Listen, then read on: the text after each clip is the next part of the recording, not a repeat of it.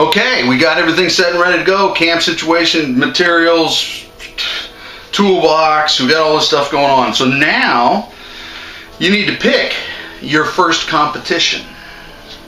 You're ready to go. And again, you want to be American Royal Grand Champion. So that's the path that you need. That's a path that we're talking to you on, a path that everything that you do is going to move towards you getting to be that world champion out there at the national scale. So some things that you need to consider. First of all, cost. How much is that first competition going to cost? And again, it can range anywhere between $600 to $900 on up, depending upon how far you travel. And of course, for your first competition, I would recommend something fairly close, as close as you can to you, that you do that. And the reason is travel time. You're going to obviously have to get there, and then on the way home. A lot of times, your barbecue competitions are going to be extremely physically demanding and emotionally demanding, and that's going to exhaust you. You will be surprised how drained you are at the end of a competition. And so what you don't want to do is have a really long drive after the competition to get home. If that's the case, stay another night, get up and be fresh. It's not worth it to push it. If you're tired, take a nap or whatnot. But you're going to want to get home, you're going to want to get unpacked and cleaned up and all that kind of stuff. So just for a lot of different reasons, cost, physical toll and emotional toll and all that kind of stuff that it does for you, you're going to want to stay fairly close to your house. Okay, sanctioning body. There are a number of organizations that sanction, quote-unquote, sanction barbecue contests. I'm going to suggest to you that you want to get to be a nationally ranked competitor at that national level.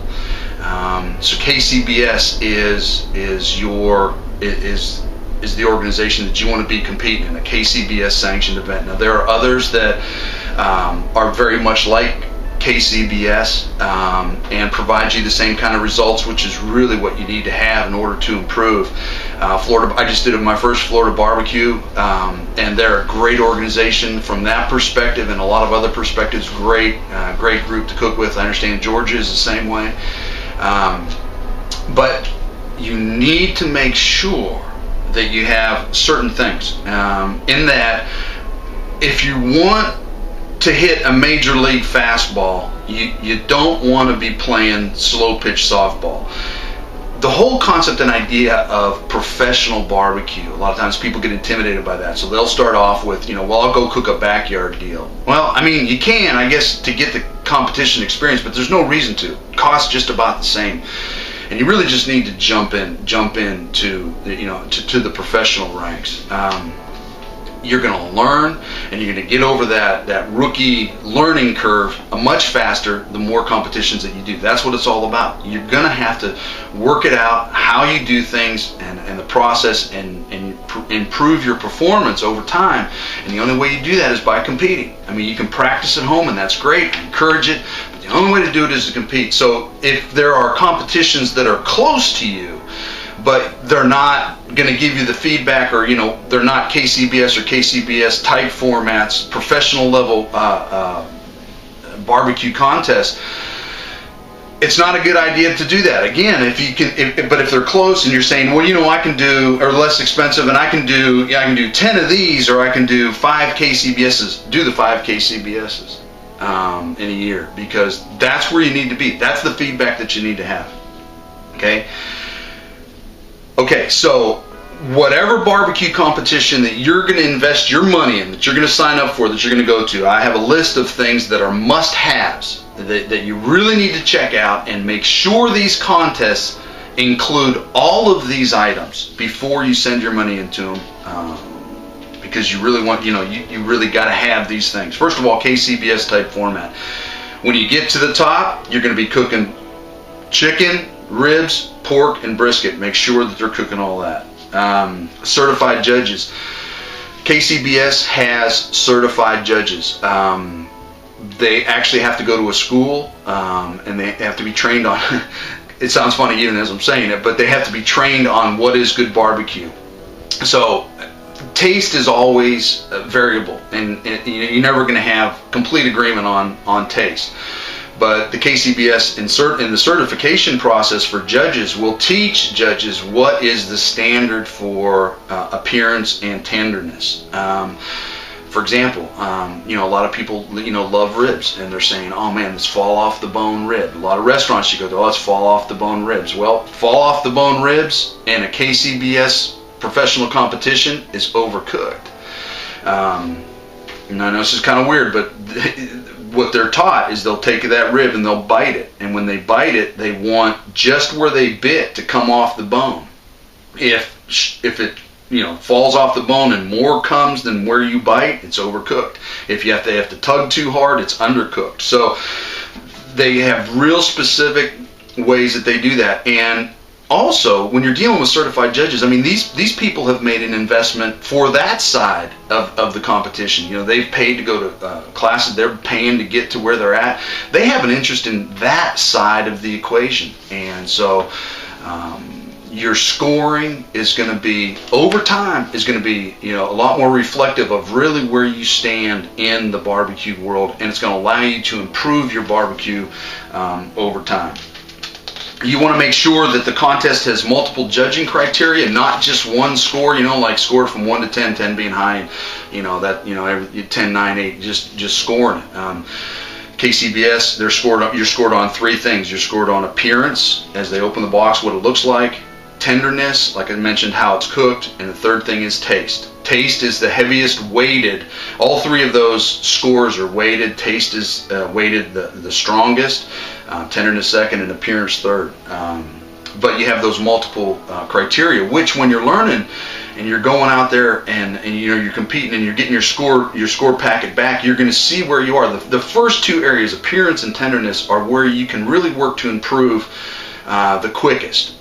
Taste, you have to dial in your flavor profile over time. That's part of the secret on that, and probably takes the longest time. But appearance, what your boxes look like, what your product looks like when it's presented, and tenderness are 2 things that you can work on. And so you can see your scores, and you'll see later in mine where the scores just started climbing up. And as they climb up, you're taking care of those, and you work on your profile, then your results will improve overall. You want to make sure you absolutely get a packet with printed results of not only your scores, but everybody's score that was in the competition, so you can see where you came in relationship to everybody else. That way, you really have a good idea as to how you did against other people. And a lot of times when you get your results back, I've been extremely disappointed, dead last in pork, but there's always a bright spot.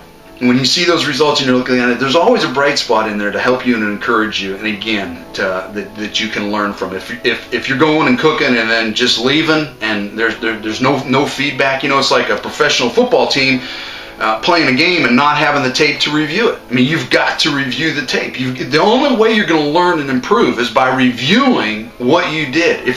Otherwise, you're just guessing, and most of the time you're going to guess wrong. So make sure, absolutely sure, mandatory, that you get a packet that shows your scores and the scores of your fellow competitors. You want to make sure that there are printed rules for the contest, so it's a fair playing field, and in particular that the scoring process is outlined in those rules, and really how are ties broken. A lot of times there's going to be ties, so it's because you got a lot of great barbecue out there, so you want to make sure that there's tie-breaking procedures, documented tie-breaking procedures. In the book, and I include a copy of the KCBS printed rules so you can see how transparent they are in the entire process. That's the standard that you really want to look at and make sure, no matter where you're competing, that competition is governed by similar type rules if it's not KCBS.